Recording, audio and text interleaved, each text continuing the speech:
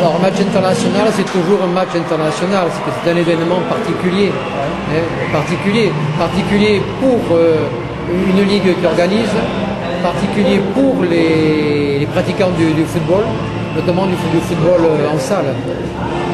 Et ça donne également l'occasion, pour ceux qui n'ont jamais pu venir, de voir que nous avons une magnifique installation sportive qui est le Palais des Sports à Toulouse, hein, entre autres.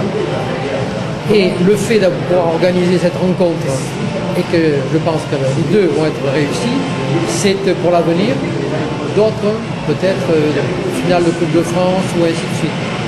Ce qui m'attriste ce soir, qui me met un peu en colère, c'est que moi, je prends un exemple cet après-midi, j'ai des personnes qui m'ont demandé si je pouvais avoir des places, et je ne pouvais pas en donner, étant donné qu'il n'y en avait plus.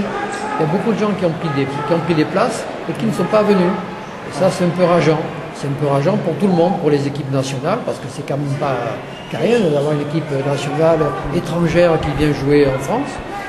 C'est rageant pour les sélectionneurs, c'est rageant pour comment dirais-je, pour l'équipe de la commission régionale qui s'est démenée pour que tout marche bien. Voilà. Alors il est certain que nous avons ce soir un match de Coupe d'Europe à la télévision qui peut être concurrent. Mais quand même. Le futsal est sorti un petit peu de l'anonymat, si on peut dire, de la masse. Jusqu'à présent, c'était des joueurs à 11 qui allaient jouer au futsal parce que c'est plaisant, c'est technique.